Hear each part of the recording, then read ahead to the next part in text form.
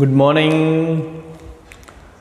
તો આજનો lecture MCQ માટેનો છે અને આજના એમસીક્યુ જોઈને એમ લાગશે કે ના હવે ખરેખર સાયન્સમાં આવી ગયા છો. થોડાક હાઈ લેવલના એમસીક્યુ છે, અઘરા પણ છે, એટલે અમુક એમસીક્યુ તો હું કરાવી દઈશ તમને, બરાબર. બીજી વસ્તુ, જે આપણું જે માસ્ટર ટેસ્ટનું જે પેપર છે એ પેપરની અંદર આટલા હાઈ લેવલના એમસીક્યુ નહીં હોય, એટલે ચિંતા નથી કરવાની. હા, તમારે જે થિયરી મેં ભણાવેલી છે આખા ચેપ્ટરની, એ થિયરી બહુ ડેપ્થથી સરસ રીતે તૈયાર કરી હશે. તો થિયરી બેઝ મેં એમસીક્યુઝ આ ચેપ્ટરમાંથી પૂછ્યા છે. નાની મોટી ગણતરીનો સમાવેશ થાય એવા ટ્વિસ્ટેડ કે કોમ્પિટિટિવ એક્ઝામના એમસીક્યુઝ જે હોય એવા હાર્ડ લેવલના એમસીક્યુ એમાં નહીં હોય, બોર્ડ લેવલના એમસીક્યુ એમાં પૂછેલા છે, બરાબર છે. તો એમાં ખોટું ગભરાવાની જરૂર નથી. જેણે પાંચમું ચેપ્ટર બહુ સરસ રીતે તૈયાર કર્યું હશે એનાથી એમસીક્યુ સોલ્વ થઈ જશે. હવે આ જે પીડીએફ ફાઇલ તમને આપવામાં આવેલી છે એ પીડીએફ ફાઇલમાં અંદાજે 100ની આજુબાજુમાં એમસીક્યુઝ છે અને એ બહુ સારા લેવલના એમસીક્યુ છે છોકરાઓ. મતલબ કે પહેલાં પ્રયત્ને મોટા ભાગના એમસીક્યુ નહીં થાય, તમારે 2-3 ટ્રાય મારવી પડશે, તમારે લોજિક એપ્લાય કરવા પડશે, ત્યારે જ તમે એને સોલ્વ કરી શકશો. તો એમાં જરાય હિંમત હારી જવાની નથી. આજે બહુ જાજા એમસીક્યુ નથી કરાવવાનો, 37 મેં લાસ્ટ લેક્ચરમાં કીધા હતા, પણ આપણે થોડાક ધીમે ધીમે જશે. આજે આમ જુઓ તો લાસ્ટ લેક્ચર છે આપણો, બરાબર છે. તો તમારે 16-17 સુધીના એમસીક્યુ હું તમને કરાવવાનો છું. એમાંથી જે થાય એ કરજો. પછી પરીક્ષા પૂરી થઈ જાય અને જે તમને દિવાળી વેકેશન મળ્યું છે એમાં ચેપ્ટર 5ના એમસીક્યુ તમારે ઈચ્છા થાય તો તમે કરી શકો છો. ઈચ્છા થાય તો કરતાં હું વધારે ભાર આપીશ કે કરવાના જ છે. એ એમસીક્યુ કરજો. એમાં કંઈ ડાઉટ લાગે તો મને મેસેજ કરી દેજો. બાકી જેવું આપણું માસ્ટર ટેસ્ટ પછીના જેવા વેકેશન પછીના જે લેક્ચરના સેશન સ્ટાર્ટ થાય એ સેશનની અંદર હું આ બધા એમસીક્યુ જે મારે કરાવવા પડે એવા છે એ તમને હું કરાવતો જઈશ. બાકીના તમારે જાતે કરવાના રહેશે. તો બેટર છે કે દિવાળી વેકેશનમાં થોડુંક ખેંચી લેજો. ચલો, હવે પીડીએફ ફાઇલમાં પ્રકરણ વાઇઝ તો નથી આપ્યું, યુનિટ વાઇઝ આપ્યું છે. યુનિટ 3 છે, ગતિના નિયમો. એમાં સૌથી પહેલું જે પેજ છે છોકરાઓ એ થિયરી બેઝ છે અને થિયરીની ચર્ચા બહુ ડિટેલમાં આપણે ટેક્સ્ટબુકમાં જોઈ છે. છતાંય તમે એકવાર આખું પેજ વાંચી જજો. કદાચ એવું ન થાય કે એમાંથી એકાદું એમસીક્યુ આવે અને આપણે પાછળથી પસ્તાવો કરવો પડે. અચ્છા, બીજા નંબરના પેજ ઉપર ઝડપીય નિર્દેશ ફ્રેમ શું છે, અઝડપીય નિર્દેશ ફ્રેમ શું છે, એની બેઝિક આઈડિયા આપ્યો છે. એની બધી ચર્ચા આપણે લેક્ચરમાં થઈ ગઈ છે. હું એમસીક્યુથી સ્ટાર્ટ કરું છું, બરાબર. તમે એમાં જો 1 થી 7 એમસીક્યુ છે, બરાબર. તો એ 1 થી 7 એમસીક્યુમાંથી તમારાથી ન થાય એવો એક જ છે, ત્રીજો. કેમ કે એમાં હજી તમારે, મને એવું લાગે કે એટલો કોન્સેપ્ટ ક્લિયર હજી ન થયો હોય તો ત્રીજો હું કરાવીશ. બાકીના 6 તમારે જાતે કરવાના છે. તો ત્રીજા એમસીક્યુની રકમ શું છે તો કે આકૃતિમાં દર્શાવ્યા અનુસાર 10 લીટર પાણી ભરેલ ડોલને પી પાસેથી દોરી વડે લટકાવેલ છે. જો દોરીને આર પાસેથી એક ઝાટકો મારવામાં આવે અને બીજું જો દોરીને આરને ધીમે ધીમે ખેંચવામાં આવે તો દોરી કયા કયા ભાગમાંથી તૂટશે? 4 વિકલ્પ આપ્યા છે. તો રકમ આવી છે. આ ડોલ છે, પાણી ભરેલી ડોલ છે છોકરાઓ, બરાબર છે. આ પીક્યુ દોરી છે ને આ એસઆર દોરી. તમને કીધું છે આરથી એકવાર તો જોરથી ખેંચી લેવાનું છે, બીજું તમારે એને ધીમે ધીમે ખેંચવાનું છે. તો બે કિસ્સામાં દોરી ક્યાંથી તૂટશે એ કહેવાનું છે. તો હું તમને લોજિક આપું. જો જ્યારે તમે જોરથી ઝટકો મારશો ત્યારે ડોલ જે છે એના ઝડપવામાં ખૂબ ઓછા સમયમાં ફેરફાર કરવાની ટ્રાય આપણે કરી. તો ખૂબ ઓછા સમયમાં તમે એને બળ આપો છો તો હજી એનું ઝડત્વ બદલાય એ પહેલાં જ આ દોરો તૂટી જશે. મતલબ તમે બળનો આઘાત આપો છો, જોરથી ઝાટકો આપ્યો, એનો સમય બહુ ઓછો કરી નાખ્યો, એટલે તમે અહીંયા બહુ જાજુ બળ આપી દીધું એકસાથે. બહુ ટૂંકા સમય માટે જાજુ બળ આપ્યું ને એટલે આ દોરી તૂટી જશે. મતલબ ઝટકો આપતા દોરી અહીંથી તૂટશે. પણ હવે તમે માની લો કે સમય જાજો આપો છો, મતલબ તમે ધીમે ધીમે ધીમે એની તાકાત વધારતા જાઓ છો. ધીમે ધીમે તાકાત વધારશો એટલે શું થશે? તો કે ડોલ અને દોરી બે સંયુક્ત સમય સાથે ખેંચાણ અનુભવશે. એ ખેંચાણ અનુભવાશે આ દોરીમાં.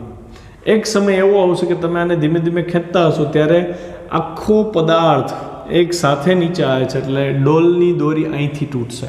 મતલબ જો તમે આને ધીમેથી ખેંચશો તો અહીંથી તૂટશે, કેમ કે આનું વજન ત્યારે ભાગ ભજવશે, અને જોરથી ખેંચશો ત્યારે આનું વજન ભાગ ભજવે એ પહેલાં જ આપણો ઝાટકો એ આરએસ દોરીને તોડી નાખશે. ખ્યાલ આવ્યો?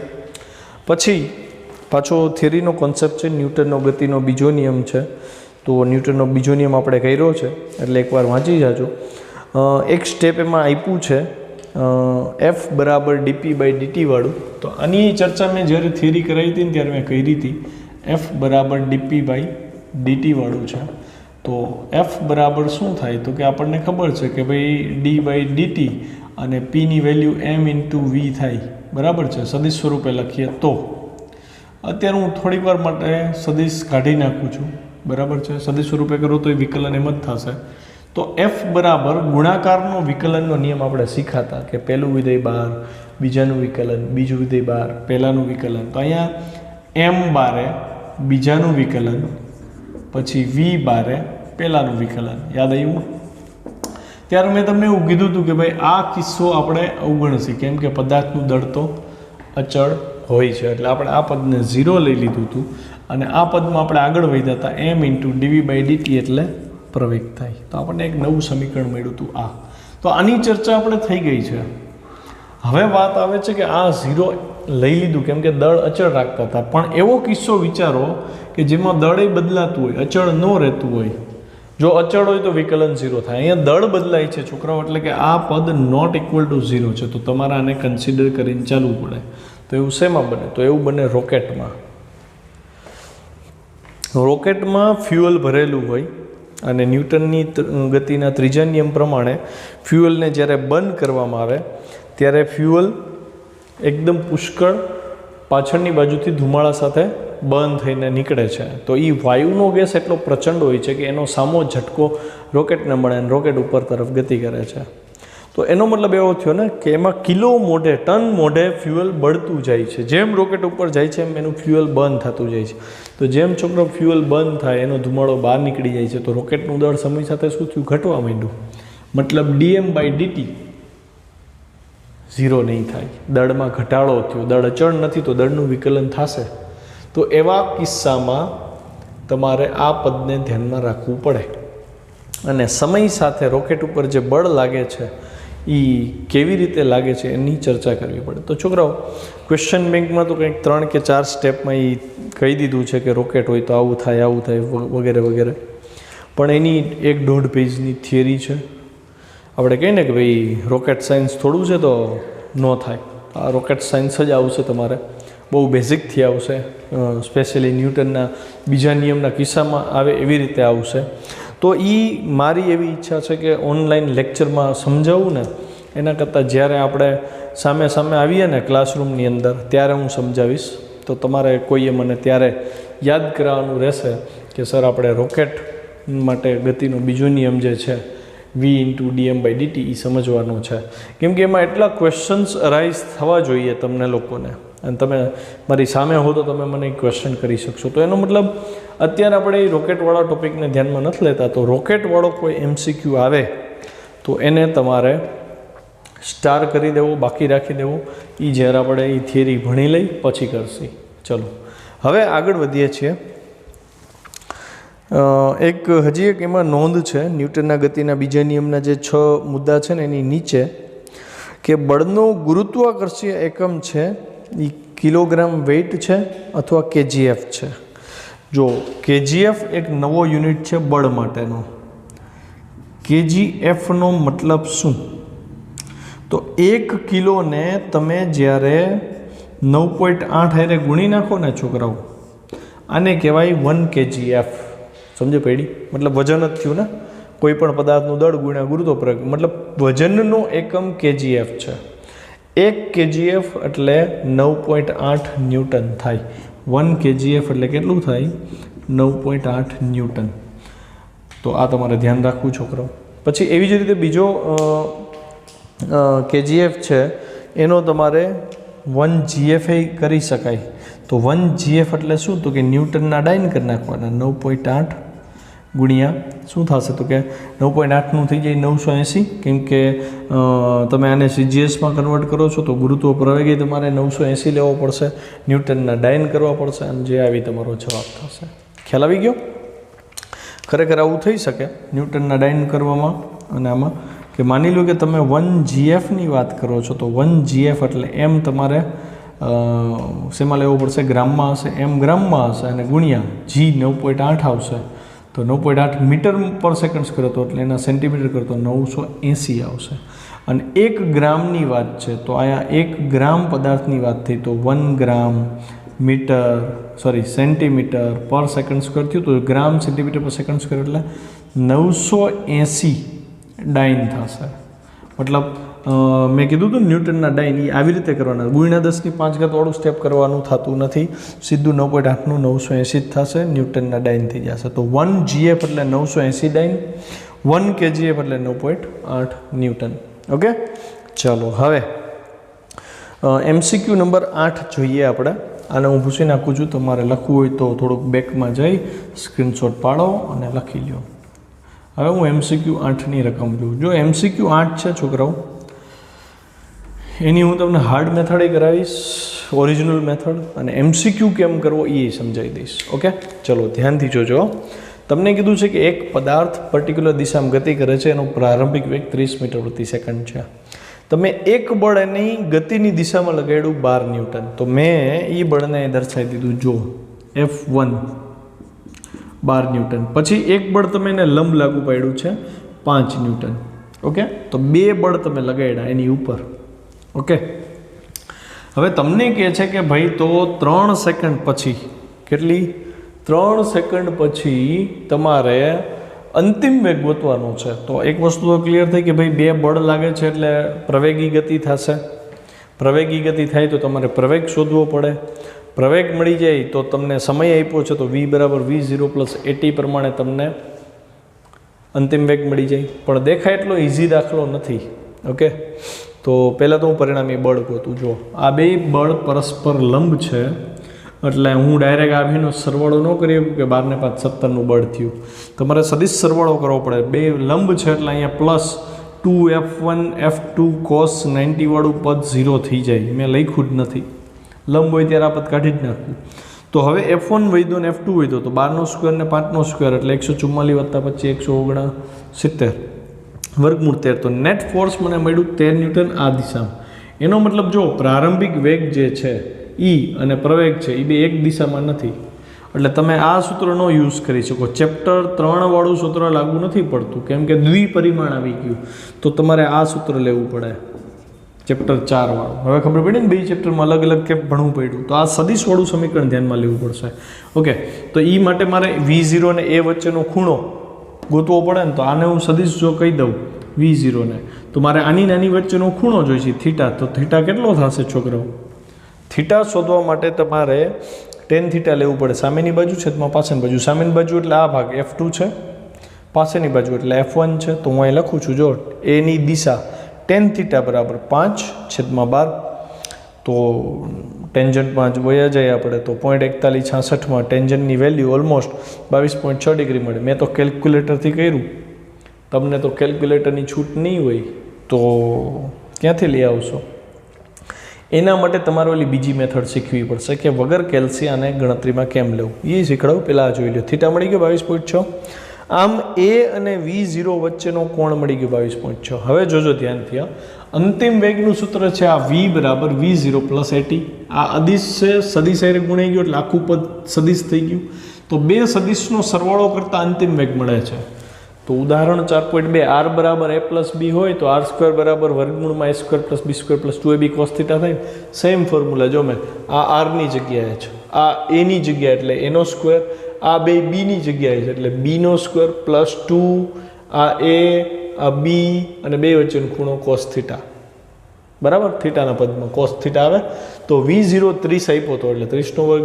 A આપ્યો તો 8.7, આપણને A મળી ગયો તો અહીંયા 8.7 બરાબર છે. અને T આપ્યો તો 3 સેકન્ડ પછી કીધું હતું એટલે અહીંયા 3 સેકન્ડ મૂકી મેં. પછી આ 2 V0 30 એ 8.7 T3 cos 22.6 વળી પાછું હું cos 22.6 ની વેલ્યુ કેલ્સીમાં જોઈને મૂકીશ, તમારે તો યુઝ કરવાનો થતો નથી. પછી 30 નો વર્ગ 900 8.7 ગુણ્યા 3 નો વર્ગ એટલે શું થયું તો કે 681.21 આવ્યું. આ 2 ગુણ્યા 30 ગુણ્યા 8.7 ગુણ્યા 3 1566 આવ્યા. આની વેલ્યુ આવી 0.9232. તો 1581 આ બેનો સરવાળો, આ બેનો ગુણાકાર આવ્યો 1445. પરિણામી જવાબ 3026 આજુબાજુ આવ્યો. તમારો જવાબ આવે છે અંદાજે 55. 4 ઓપ્શન ચેક કરો. 55ની નજીકવાળો આન્સર છે 56. એનો મતલબ તમારો જવાબ થાય 56. અંતિમ વેગ થયો આ. તો આ તો થઈ લોંગ મેથડ છોકરો. તો આપણે આની સરળ મેથડ શું કરી શકાય? તો તમે એક વસ્તુ ઓબ્ઝર્વ કરી શકો કે આ છોકરાઓ 12 ન્યૂટન હતું, સમજો પડી? આ 12 ન્યૂટન છે અને આ શું છે તો કે આ 5 ન્યૂટન છે. તો 12 ન્યૂટનની અસર પ્રભાવી થઈ, કેમ કે એનું મૂલ્ય આના કરતાં ઘણું મોટું છે. તો મને એટલી ખબર પડી જાય કે આ મૂલ્ય મોટું હોય ને તો થીટા બહુ નાનો મળે, એટલે 45થી નાનો મળ્યો મને, ઘણો નાનો થયો. તો હું એવું કહી શકું ને કે ભાઈ એનો મતલબ એવો થયો કે આના વેગમાં જે ફેરફાર થશે એમાં મોટા ભાગની અસર આની છે, આની બહુ રેર અસર છે, ઓછી છે. તો હું શું કરું ખબર? નેટ ફોર્સ મેં ગોતી લીધો હતો અહીંયા કે ભાઈ ચલો 13 ન્યૂટનનો નેટ ફોર્સ છે, એટલે મેં 13 ન્યૂટનનો નેટ ફોર્સ ગોતી લીધો. પછી હું MA બરાબર મેં પ્રવેગ ગોતી લીધો, એ પ્રવેગ મને 8.7 મળ્યો ને. મને ખબર છે કે થીટા બહુ નાનો છે, તો હું શું કરું ખબર છે? એવું માની લઉં કે પ્રવેગ આ દિશામાં નહીં, ચલો માની લો કે પ્રવેગ આ જ દિશામાં છે, એવું કરી જ ન શકીએ આપણે, પણ લોજિક લગાવવાની વાત છે. ખૂણો સૂક્ષ્મ હોય, નાનો હોય તો આમ કે આમ બહુ ઝાઝો ફરક ન હોય. એટલે હું શું કરીશ તો કે હવે હું સદિશ સ્વરૂપવાળું ફોર્મ્યુલા એપ્લાય કરવાને બદલે અદિશવાળું ફોર્મ્યુલા સીધું એપ્લાય કરી નાખીશ. મતલબ મેં માઇન્ડમાં એની દિશા અને V0ની દિશા લગભગ નજીકની છે એવું માની લીધું. મતલબ બેનો સદિશ સરવાળો કરવાને બદલે હું એક પરિમાણવાળો સરવાળો કરી દઈશ. તો આ 30 થયું, એની વેલ્યુ 8.7 છે, એને ગુણ્યા 3 કરી નાખ્યા. 8.7 એટલે ઓલમોસ્ટ 9 થયું છોકરાઓ. તો 9 તેરી કેટલા થયા? 27 પ્લસ 30. તમારો જવાબ જુઓ તમે, 57 જેવો આવે છે. તો ઓપ્શનમાં 56 છે જ. તો ખ્યાલ આવ્યો ને તમને મેં શું કર્યું? ટૂંકમાં આટલી લાંબી કેલ્ક્યુલેશન કરવાનો તમારી પાસે ત્યારે ટાઈમ હોય નહીં. તો તમારે ધીમે ધીમે એવી સ્કિલ ડેવલપ કરવાની છે કે ભાઈ આ ખૂણો બહુ નાનો છે, તો ઓલમોસ્ટ પ્રવેગ આ દિશામાં લઈ અને લમસમ જવાબ તો લઈ લો, અને લમસમ જવાબની નજીકનો જવાબ ઓપ્શનમાં હોય ને એ તમારો આન્સર હોય. પરીક્ષામાં ડાયરેક્ટ આવું રિસ્ક તો લેવાય નહીં છોકરાઓ. એટલે તમારે કરવું શું પડે? પ્રેક્ટિસ કરવી પડે. તો જેમ ઝાઝા MCQ ગણશો એમ એક મેથડ તમારે આમ મળશે. હવે 3 માર્કનો દાખલો પૂછાય ને તો તમારે આમ કરવું પડે, પણ તમને MCQ પૂછાય તો તમે આટલું કરો છોકરાઓ તો ટાઈમ ઘટે ને પેપર પૂરું કરવામાં. એટલા માટે આ એક સાદી ટેકનિક મેં તમને આપી. આને લખો તો આ ખોટી પડે. મતલબ દાખલા 3 માર્કના દાખલામાં આવું લખો ને તો ચાલે, ન ચાલે. આ તો જજમેન્ટ લેવાની વાત થઈ કે ભાઈ થીટાને હું નાનો ધારી લઉં છું અને માની લઉં છું. શું કામ નાનો ધાર્યો? મેં એમને નથી નાનો ધાર્યો. આ મૂલ્ય બહુ નાનું હતું, આ મૂલ્ય એનાથી મોટું હતું, એટલે મેં નાનો ધાર લીધો. કે થીટા નાનો ધારો કે એ આ દિશામાં જ છે. અને હવે વાત કરીએ તો એટલે બહુ નાનો ખૂણો હતો એટલે જવાબમાં બહુ ઝાઝો ફરક ન આવે. ટેક્સ્ટબુકવાળા ક્વેશ્ચન PDF ફાઇલ છે તો એ લોકોએ 56 પોઈન્ટ ઓપ્શન આપ્યો, 56 જ આપ્યો છે એક્ઝેક્ટ. તો અહીંયા જો એક્ઝેક્ટ તમે ગણતરી કરો છો તોય તમારો જવાબ એની નજીક આવે છે. અને આવી રીતે આપણે પૂર્વધારણા કરીને એપ્લાય કર્યો તો જવાબ બહુ ઝાઝો કાંઈ ફરક નથી પડતો. તો તમે બેટર છે ને આટલી ગણતરી કરવાને બદલે આ કરો એ વધારે સારું રહે. જ્યારે એક્સપેરિમેન્ટ કરવાના આવે લાઈફમાં, જ્યારે તમે પ્રેક્ટિકલ અરે પનારો પાડો છો તો આ બેટર મેથડ છે.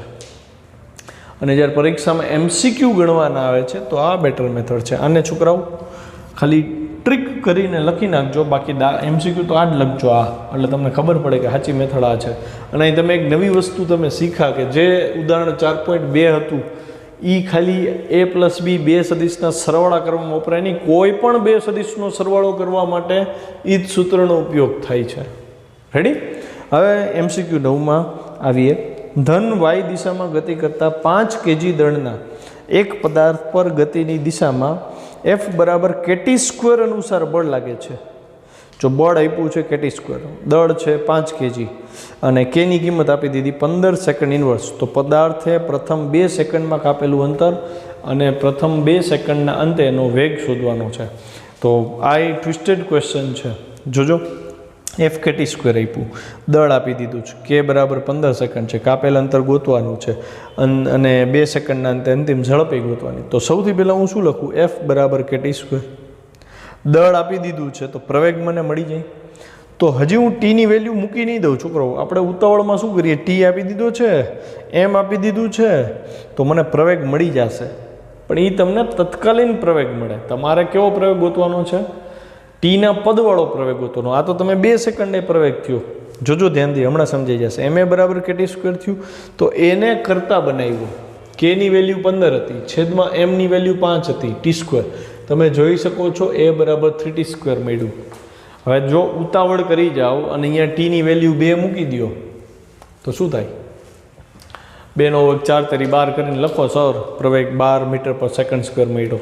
અને 12 લખો એટલે તમને માઇન્ડ સેટ થઈ જાય કે આખા રસ્તા દરમિયાન એનો પ્રવેગ 12 જ હશે. પણ એવું ન થાય ને. શું કામ? તો કે અહીં ટીની વેલ્યુ 3 મૂકવો જોઈએ. ત્રીજી સેકન્ડે પ્રવેગ કેટલો છે? તો કે 3 નો વર્ગ 9 તરી 27. જો પ્રવેગ બદલી ગયો. મતલબ એવો થયો કે તમને એફ બરાબર કેટી સ્ક્વેર આપ્યું છે, આ વાંચીને દેખાવવું જોઈએ કે આમાં પ્રવેગ છુપાયેલો છે ને પ્રવેગ સમય સાથે બદલાય છે. મતલબ અચળ પ્રવેગી ગતિ નથી.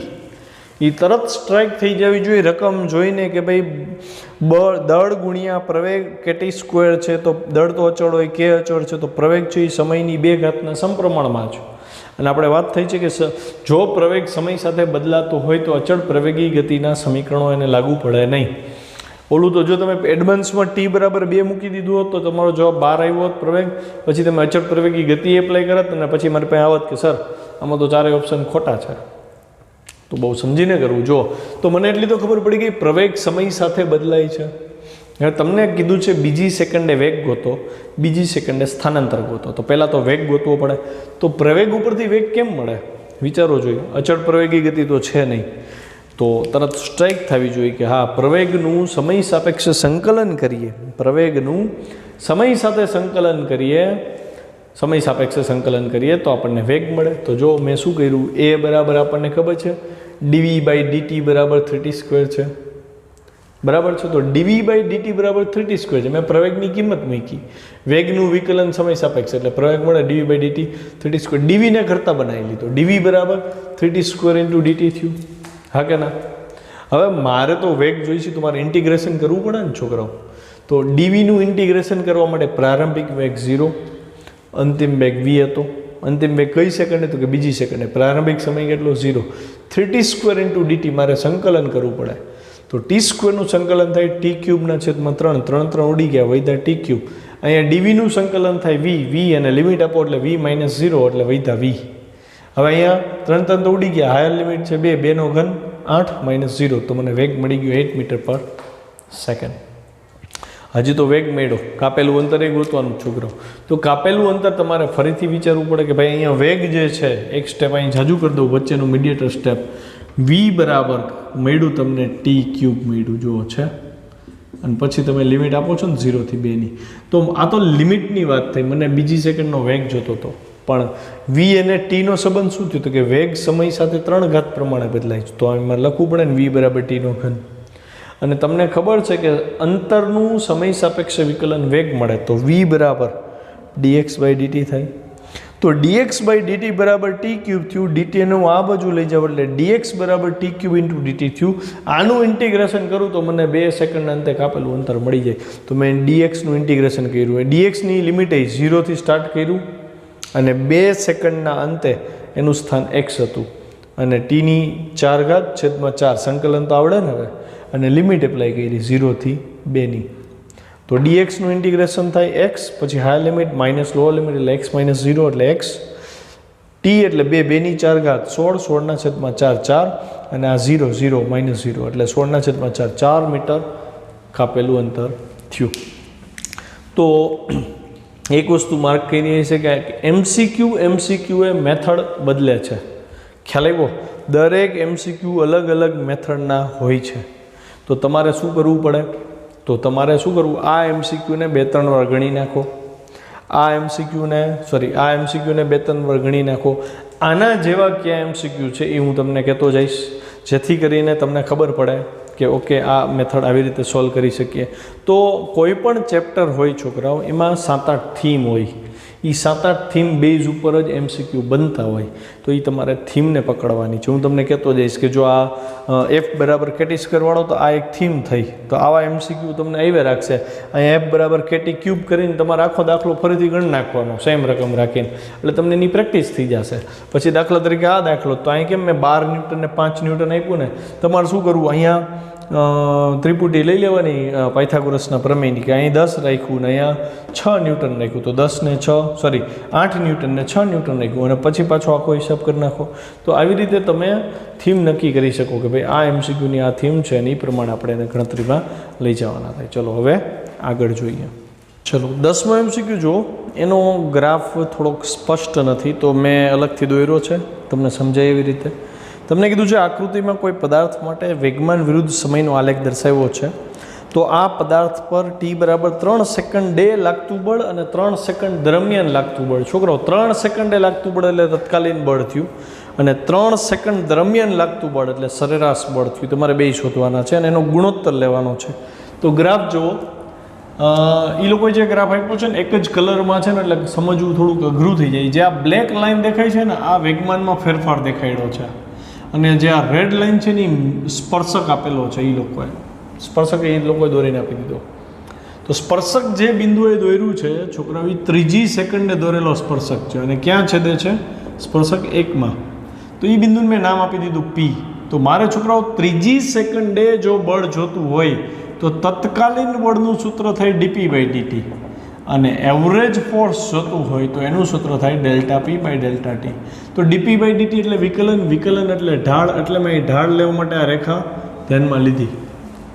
તો 3જી સેકન્ડે બળ આના ઢાળ જેટલું થશે. તો હું ઢાળ શોધું. જો 3 સેકન્ડે બળ F ગોતવું છે, અહીંયા આપણે એક સ્ટેપ ઉમેરી દઈએ dp/dt બરાબર કેટલું, અને અહીંયા એક સ્ટેપ ઉમેરી દઈએ ΔP/ΔT બરાબર કેટલું. તો 3 સેકન્ડે બળ મેળવવા તે બિંદુ P પાસે સ્પર્શક દોરવો પડે. એ લોકોએ આપી જ દીધો છે.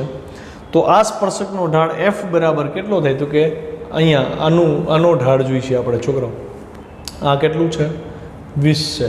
અને આ કેટલું છે? ઢાળ એટલે આ થાય ને છોકરાઓ tan θ, સામેની બાજુ છેદમાં પાસેની બાજુ જો 2 આવે છે, એટલે 10 ન્યૂટન તમને તત્કાલીન બળ મળ્યું 3જી સેકન્ડ. હવે 3 સેકન્ડ દરમિયાન લાગતું બળ એટલે સરેરાશ બળ જોઈશે.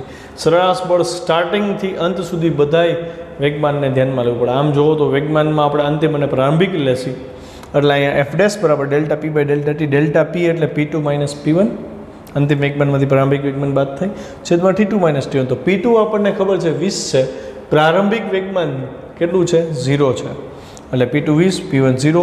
અંતિમ સમય 3 સેકન્ડ હતો, પ્રારંભિક સમય 0 હતો, એટલે 20/3. તો Fના છેદમાં F' કેટલું થાય? તો કે 10ના છેદમાં Fની વેલ્યુ 10 હતી, F' હતું 20/3. તો 3 ઉપર ગયા એટલે 30/20, 0 0 ગયા, 3/2 આપણો જવાબ. ત્યારબાદ જો 11મો એમસીક્યુ છે, બહુ અગત્યનું એમસીક્યુ છે, અને આ એક થીમ છે દોરીવાળા દાખલાની.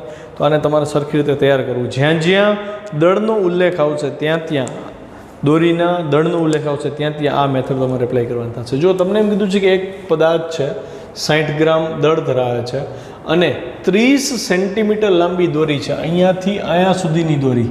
એ 30 સેન્ટીમીટર લાંબી દોરી માટે તમને કીધું છે કે દળ 30 ગ્રામ છે છોકરાઓ. તો એનો મતલબ હું એવું જજમેન્ટ લઈ શકું ને કે 1 સેન્ટીમીટરનું દળ 1 ગ્રામ હશે. આની જરૂર પડશે. 1 સેન્ટીમીટર એટલે 1 ગ્રામ થયું. હવે તમને એમ કહે છે કે જે છેલ્લેનું P બિંદુ છે અહીંયા તમે જમણી તરફ એક બળ લગાડો છો 1800 ડાઇન. જો CGS આ ગ્રામમાં હતું, CGSમાં દોરીનું દળ એ CGS છે, એટલે આખો MCQ CGSમાં, પણ રકમ વાંચો તો જવાબ માંગ્યો છે ન્યૂટનમાં, એટલે કે SIમાં. તો તમારે કરવું શું પડે? પહેલાં આખો દાખલો CGSમાં ગણી જે જવાબ આવે ડાઇનમાં એને ન્યૂટનમાં છેલ્લે કન્વર્ટ કરી નાખવું. ઉતાવળમાં ન કરવું, નતર એવો એક ઓપ્શન એ આપ્યો હશે જે ડાઇનવાળો હશે, પણ ઓપ્શનમાં ક્વેશ્ચનમાં ન્યૂટન કીધું છે તો ડાઇન લખીને આવશું તો નહીં મળે માર્ક્સ. અચ્છા, તો સૌથી પહેલાં તો મારી પાસે બળ છે. આનું દળ 60 ગ્રામ છે, દોરીનું દળ 30 ગ્રામ છે, તો મને આખા તંત્રનો પ્રવેગ મળે. કેમ કે દોરી જેટલા પ્રવેગથી જતી હશે એટલા જ પ્રવેગથી ઓલો બ્લોકેજ હતો હોય ને, તો સૌથી પહેલાં તો હું પ્રવેગ ગોતીશ. તો બળ બરાબર કુલ દળ ગુણ્યા પ્રવેગ. કેમ કે દોરી એ ગતિમાં છે અને પદાર્થ એ ગતિમાં છે, કેમ કે તમે અહીંથી આમ ખેંચીને લઈને જાઓ છો. ઓકે, તો મારે બળ બરાબર કુલ દળ ગુણ્યા પ્રવેગ કરવો પડે. તો પ્રવેગને કરતાં બનાવતા એફના છેદમાં m1 + m2 થાય. એફ 1800 ડાયન હતું, m1 બ્લોકનું દળ 60 હતું, m2 દોરીનું દળ 30 હતું. 1800 છેદમાં 90 એટલે 20 મીટર/સેકન્ડ². શું મળ્યો આપણને? પ્રવેગ મળ્યો. કોનો? તો કે બ્લોકનો પ્લસ દોરીનો, બેયનો પ્રવેગ સરખો છે. હવે વાત કરી છે કે પી બિંદુથી 10 સેન્ટીમીટર આ બાજુ આવી જાઓ. હવે આ દોરીમાં કેટલું તણાવ ઉત્પન્ન થાય ને એ જોવાનું છે છોકરાઓ. તો અહીંયા પહેલાં તો એક લોજિક લગાડતા શીખડાવીશ તમને. જ્યારે તમે અહીંયા આ તણાવની વાત કરો છો, ખેંચો ભલે અહીંથી, પણ જ્યારે આ તણાવની તમે વાત કરો છો છોકરાઓ, ત્યારે આ દોરીનું દળ પ્લસ આ પદાર્થનું દળ, આ બે દળની પરિણામી અસર ક્યુ બિંદુએ અનુભવાય. આ બળની અસર અહીંયા ન અનુભવાતી, એ તો પછી ન્યૂટનના ત્રીજા નિયમ પ્રમાણે થઈ જશે કે અહીં જેટલું બળ લાગે એટલું જ બળ અહીં લાગશે. ખ્યાલ આવ્યો? તો અહીંયા જે તણાવ ઉત્પન્ન થાય છે એ કોના લીધે તણાવ ઉત્પન્ન થયું? કે એક તો આના વજનને લીધે, બરાબર. જ્યારે તમે માની લો કે અહીંથી ખેંચતા હોત તો આ ઝડપને લીધે અહીંયા પડ્યું રહેવાની ટ્રાય કરે, પણ ખેંચો છો એટલે એને આમ જવું પડ્યું હતું. દોરીમાં થોડોક તણાવ આવ્યો ને, તો એ તણાવ ઉત્પન્ન કોણે કર્યું હતું? કે આના દળે. એ ઉપરાંત છોકરો દોરી પાસે દળ છે, તો આટલી દોરીનું દળે સામું તણાવ ઉત્પન્ન કરશે ને, એને ખસવું ન હોય ને, એને ઝડપવાનો ગુણ લાગવું પડે. એનો મતલબ મારે આનું દળ લેવું પડે અને 20 સેન્ટીમીટર લાંબી દોરીનું દળ લેવું પડે. પણ અહીં જોયું કે 1 સેન્ટીમીટરનું દળ 1 ગ્રામ છે, તો 20 સેન્ટીમીટરનું દળ 20 ગ્રામ હોય તો એનો મતલબ એવો થયો કે તમે કુલ બળ ભલે ગમે એટલું આપ્યું, આટલા ભાગને ખેંચવા, એટલે કે 20 અને 60 80 ગ્રામને ખેંચવા માટે જે બળ આપવું પડે એ આટલું નહીં હોય. થોડુંક બળ આને યુટિલાઇઝ કર્યું હોય છે 10 સેન્ટીમીટરવાળા ભાગે. તો આને કેટલું બળ આપણે દેવું પડે એ બળ આપણે શોધવાનું છે. તો હું લખીશ ક્યુ પાસે અનુભવાતું તણાવ. તો એ તણાવ અને આને જરૂરી બળ બે સરખા થાય તો એ તણાવ કેટલું હશે? તો કે m1 અને પ્લસ 20 સેન્ટીમીટર લાંબી દોરીનું દળ, એ બેનો સરવાળો ગુણ્યા પ્રવેગ. તો બેનો સરખો જ હતો, આખા તંત્રનો પ્રવેગ તો સરખો, એટલે પ્રવેગ મેં એનો જ લીધો 20, અને આ બેનો સરવાળો કર્યો 60 ને 20, 80, 80 ગુણ્યા 20, 1600 ડાયન જેટલું બળ આ બે ખાઈ જાય છે. 200 ડાયન આને મળે છે, એટલે એ ગતિ કરે છે. ખ્યાલ આવ્યો? મતલબ તમે જ્યારે બળ એપ્લાય કરો છો ત્યારે એ બળ બધે વિતરિત થતું આવતું હોય છે. આ ભાગને 200 ન્યૂટનની જરૂર પડી એટલે એ પ્રવેગ ધારણ કરે છે. અને ન્યૂટનની ડાયન, આને આખાને 1600 ડાયનની જરૂર પડી એટલે એ પ્રવેગથી ગતિ કરે છે. તો 1600 ડાયનને ન્યૂટનમાં ફેરવવા પડે, તો ડાયનના ન્યૂટન 10⁻5 થાય. બીજા ચેપ્ટરમાં ભણી ગયા. તો હવે 10⁻5 એટલે છેદમાં 1 લાખ થયા, તો 0.016 થાય. બરાબર, 5 સ્ટેપ ડાબી બાજુ જવું પડે, આટલા ન્યૂટન બળ લાગુ પડે. રેડી? અચ્છા, 12મો દાખલો જે છે છોકરાઓ, 12મો MCQ, એ આપણા 8મા MCQની થીમ છે. તો 8મો MCQ મેં તમને આખો ગણાવ્યો. એ જ મેથડથી તમારે 12મો MCQ ગણવાનો છે. પહેલાં લોંગ મેથડથી કરજો, પછી શોર્ટ મેથડ ગોતવાની ટ્રાય કરજો કે એમાંય ખૂણો શું નાનો બને છે કે ફટાફટ થઈ જાય એવું છે. લગભગ એમાં ખૂણો નાનો નથી બનતો, એટલે તમારે લોંગ મેથડથી જ જવું પડશે. તો કરો અને પછી મને મોકલજો. અને હવે 16મો MCQ જુઓ, બાકીના બધા તમારાથી થઈ જાય એવા છે. 13, 14, 15. 16મું હું કરાવું છું. 30 મીટર પ્રતિ સેકન્ડના પ્રારંભિક વેગથી ગતિ કરતા 1 kg દળના એક પદાર્થ પર લાગતા બળ વિરુદ્ધ સમયનો આલેખ આકૃતિમાં આપ્યો છે. તો ચોથી સેકન્ડે પદાર્થનો વેગ કેટલો હશે? જો ગ્રાફ આવો છે, એમાં થોડોક અસ્પષ્ટ ગ્રાફ છે, તો મેં સ્પષ્ટ કરી દીધો. 10થી શરૂઆત કરી અને 25 ગ્રાફ પૂરો થાય છે. F વર્સિસ ટીનો ગ્રાફ છે, એટલે આ ન્યૂટનમાં આપ્યું તમને, આ સેકન્ડમાં આપ્યું છે. તો ચોથી સેકન્ડે બળ છે 25 ન્યૂટન, 0 સેકન્ડે બળ છે 10 ન્યૂટન. તો એવા કિસ્સામાં તમને પ્રારંભિક વેગ આપી દીધો 30 મીટર પ્રતિ સેકન્ડ ને અંતિમ વેગ ચોથી સેકન્ડે વેગ કેટલો નહીં ગોતવાનો છે. આપણને F વર્સિસ ટીમાં વેગ ક્યાંથી આવે? તો હું તમને યાદ કરાવું. જો આપણને ખબર છે F બરાબર dp/dt એટલે બળ થાય. મતલબ હું શું લખી શકું? તો કે વેગમાનનું સમય સાપેક્ષ વિકલન એટલે બળ થાય. આ નોંધ કરી લેજો હાસ્યમાં ક્યાંક, MCQથી અલગ છે. ઓકે, અચ્છા તો હું એવું કહી શકું ને કે વેગમાન એટલે કે પી વર્સિસ ટી નો ઢાળ કેમ તો કે વિકલનને ઢાળ સિમિલર ફળ આપે છે, તો એ પણ શું આપશે તમને? પી વર્સિસ ટીનો ઢાળ શું આપશે તમને? બળ જ આપશે. આ તો સમજાય વાત છે. અચ્છા હવે જોજો ધ્યાનથી, વેગમાનનું સમય સાપેક્ષે વિકલન બળ હોય તો આ નોંધ કરવા જેવી વાત, બળનું સમય સાપેક્ષ સંકલન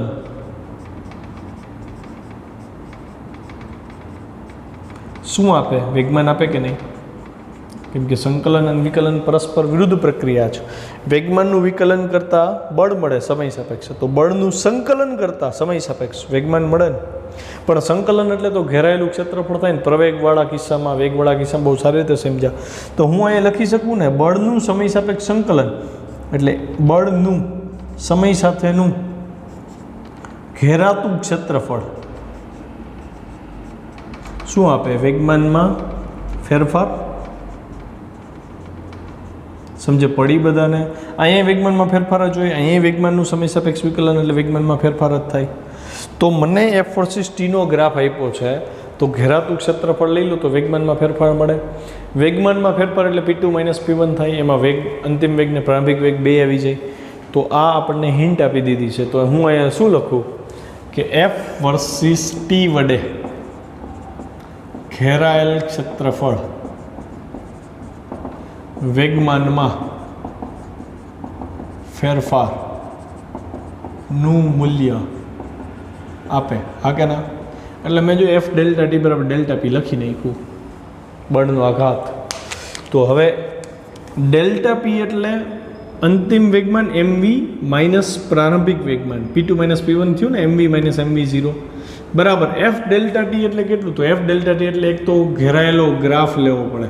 તો કે આ ગ્રાફ છે આપણો, અને ઘેરાયેલો ભાગ તો કે એક આ ત્રિકોણ અને પ્લસ આ ભાગ, આનું ક્ષેત્રફળ, આને કહેવાય એફ વર્સિસ ડેલ્ટા ટી વડે ઘેરાયેલું ક્ષેત્રફળ. આ ગ્રાફ છે, ગ્રાફ વડે જેટલો ભાગ ઘેરાય, આ ભાગ ઘેરાય છોકરાઓ, તો આનું ક્ષેત્રફળ લેવું પડે. તો આનું ક્ષેત્રફળ કેમ મળે? તો પહેલાં આ લંબચોરસનું ક્ષેત્રફળ લ્યો વત્તા ત્રિકોણનું, એટલે મેં લખ્યું ત્રિકોણ ABDનું ક્ષેત્રફળ વત્તા લંબચોરસ O અને C બિંદુ કીધું છે CBDનું ક્ષેત્રફળ. ખ્યાલ આવ્યો? તો હવે અહીંયા એમની કિંમત 1 હતી, V - V0 એમના.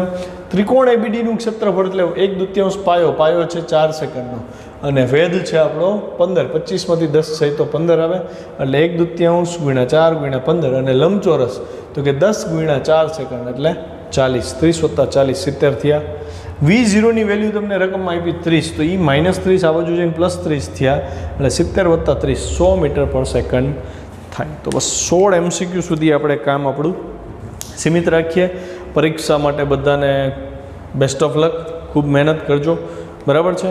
અને એ દરમિયાન રીડિંગ ટાઈમ તમને જે મળે છે એ દરમિયાન કંઈ પણ ડાઉટ લાગે, ક્યાંય પણ અટકતા હો તો બેઝિઝક તમે મને ફોન કરી શકો છો.